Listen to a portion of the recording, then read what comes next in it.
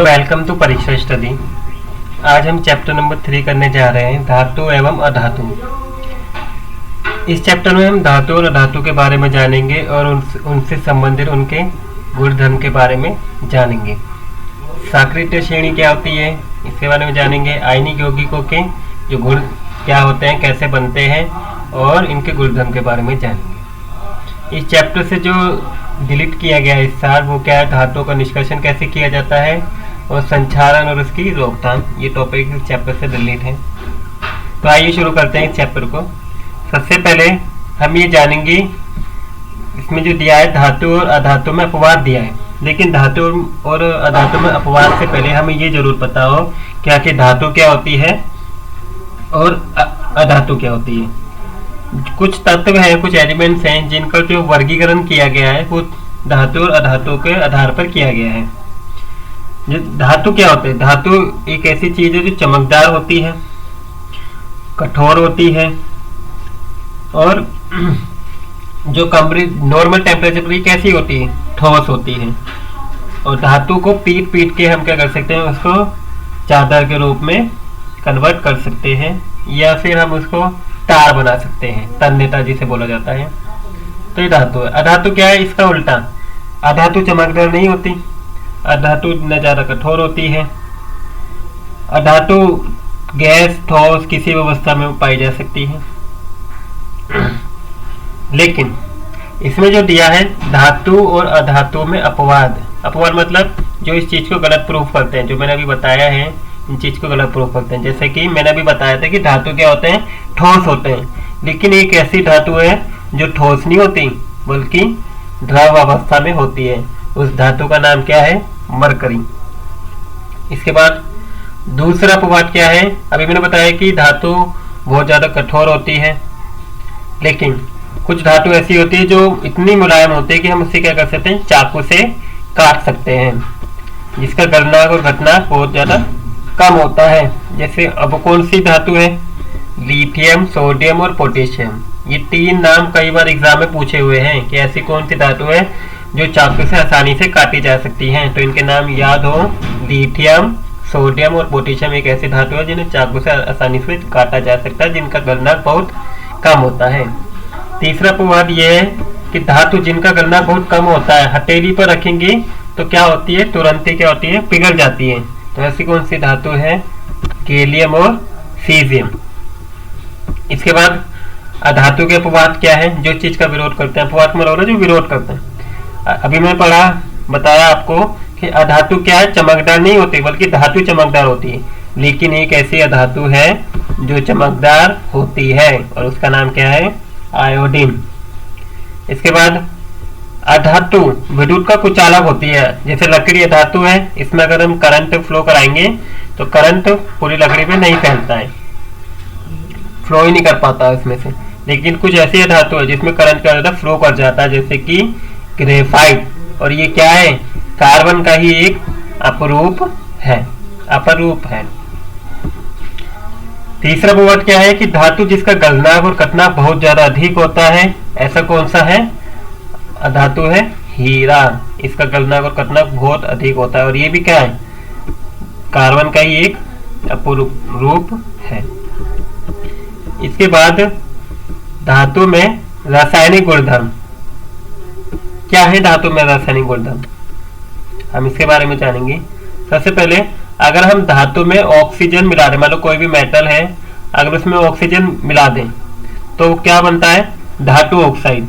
जैसे कि मैग्नीशियम है, मैग्नीशियम में हमने क्या करा, ऑक्सीजन मिला दी तो क्या बनेगी? मैग्नीशियम ऑक्साइड का निर्माण होगा। कॉपर में ऑक्सीजन मिला दिया तो कॉपर ऑक्साइड हो जाएगा। एल्यूमिनियम में ऑक्सीजन मिला दी तो एल्यूमिनियम ऑक्साइड हो जाएगा। यानी कि धातु में अगर हम ऑक्सीजन मिलाएंगे तो क्या बनता है, उस धातु का नाम आ जाएगा और साथ में ऑक्साइड आ जाएगा। इसी तरीके से अगर हम धातु में क्या मिला दें, पानी, मान लो कोई मेटल है, धातु है, उसमें हम पानी मिला दें तो क्या बनता है? धातु ऑक्साइड तो बनता ही है और प्लस में हाइड्रोजन गैस भी बनती है। जैसे कि उदाहरण के तौर पे हम क्या लिख सकते हैं, एल्यूमिनियम है ना, जैसे दे दिया, मैग्नीशियम है, मैग्नीशियम, ठीक है। और हम मैग्नीशियम में क्या कर रहे हैं, पानी मिला रहे हैं, यानी कि H2O मिला रहे हैं, तो क्या बन जाएगा, मैग्नीशियम ऑक्साइड और प्लस में हाइड्रोजन गैस। तो जब भी हम धातु में पानी मिलाते हैं तो क्या निकलती है, उसमें से एक गैस निकलती है, उस गैस का क्या नाम है, हाइड्रोजन गैस। तीसरा, जब धातु को तनु अम्ल के साथ अभिक्रिया कराई जाती है, यानी कि अम्ल के साथ अभिक्रिया करा रहे हैं, तो क्या बनेगा, लवण बनता है और प्लस में हाइड्रोजन गैस बनती है। लवण प्लस हाइड्रोजन गैस का निर्माण होता है। अम्ल के बारे में और लवण के बारे में हमने चैप्टर नंबर 2 में किया हुआ है। अगर आपने वो वीडियो नहीं देखी है तो प्लीज आप उस वीडियो को देख सकते हैं। इसके बाद नोट में दिया हुआ है कि सभी धातु इसी प्रकार अभिक्रिया नहीं करती है। ये ध्यान रखना है कि जितने भी धातु हैं सब इसी तरह से अभिक्रिया नहीं करती, कुछ में फर्क होता है, जैसे अपवाद में हमने देखा। इसके बाद क्या है, उभयधर्मी ऑक्साइड।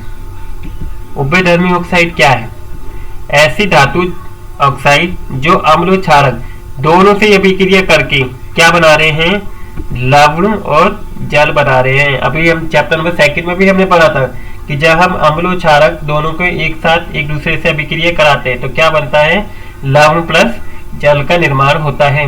तो उसी अभिक्रिया को हम क्या बोलते हैं, उभयधर्मी ऑक्साइड कहते हैं। जैसे कि एल्यूमिनियम ऑक्साइड है, जिंक है, ठीक है।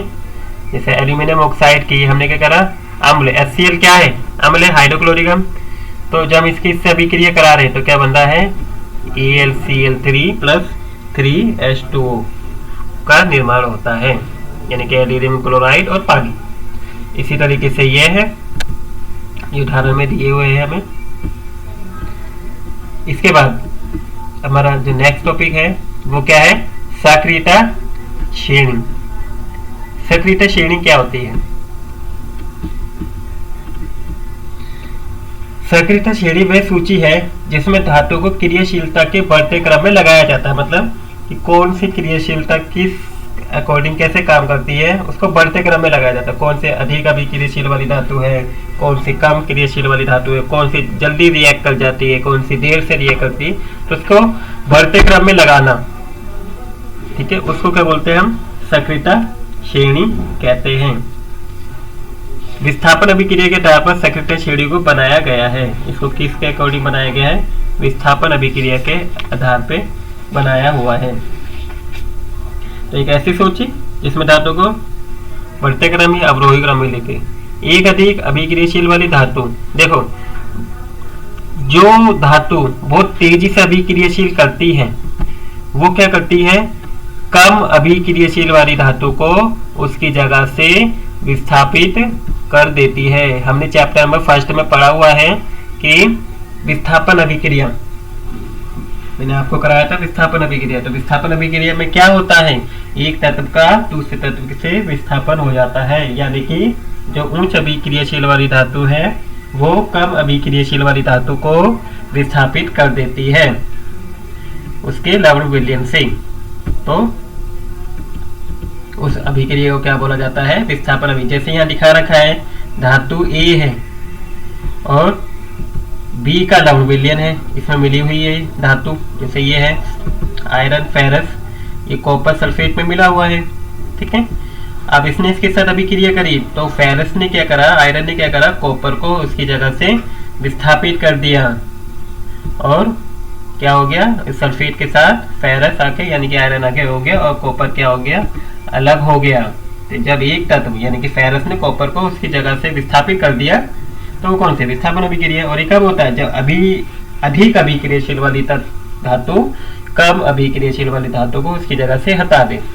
तो इसमें कुछ घटते क्रम में व्यवस्थित किया गया है कि कौन सा जल्दी अभिक्रियाशील वाला है और कौन सा देर से अभिक्रियाशील करने वाला है। जैसे कि एल्यूमिनियम अधिक अभिक्रियाशील वाला है, इससे कम कौन सा है, जिंक रिएक्ट करता है, इससे कम फेरस और इसके बाद कॉपर। तो देखो कॉपर क्या है, फेरस से कम है, तभी तो यहाँ पे फेरस ने क्या करा, आयरन ने क्या करा, कॉपर को उसकी जगह से विस्थापित कर दिया।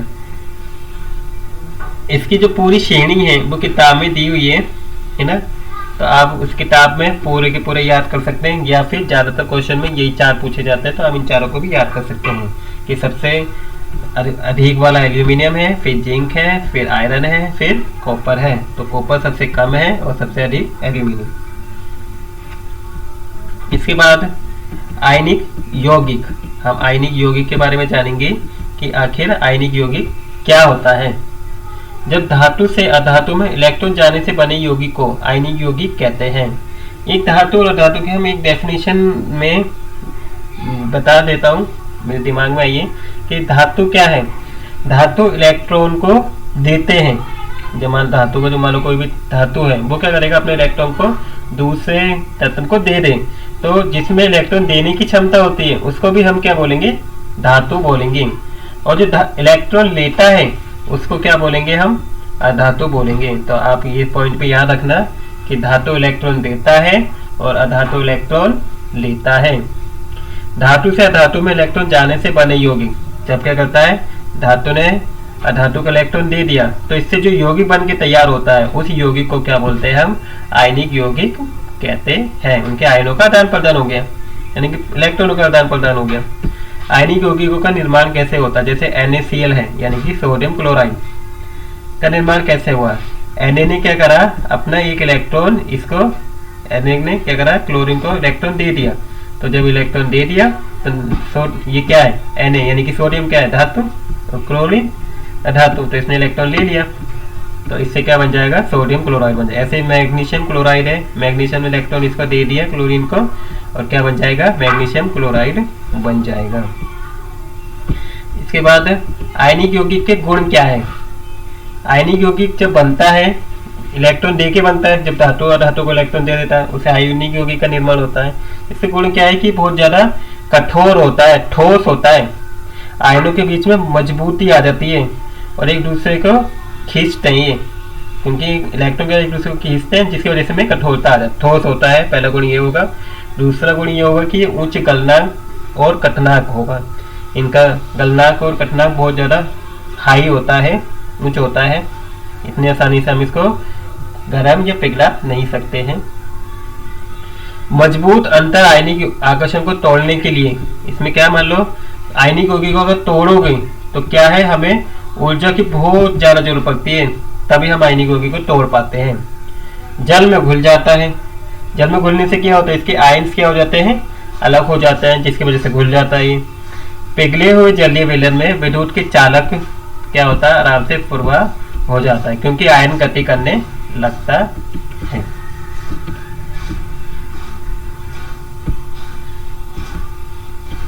तो ये था इस चैप्टर से संबंधित जो टॉपिक है, आयनिक यौगिक का निर्माण, और ये हमने पूरा कंप्लीट कर लिया है। इसमें जो भी आपके मस्ट डू सिलेबस में दिया हुआ था। आई होप आपको ये वीडियो समझ में आई होगी और इसके जो मैंने टॉपिक बताए आपको समझ में आए होंगे। अगर कोई भी टॉपिक में किसी भी प्रकार का डाउट है तो आप उसे कमेंट बॉक्स में पूछ सकते हैं। अगर आपको ये वीडियो अच्छी लगी है तो please like the video, share the video, और अगर आप इस चैनल पे नए हैं तो please subscribe the channel. Thank you for watching video.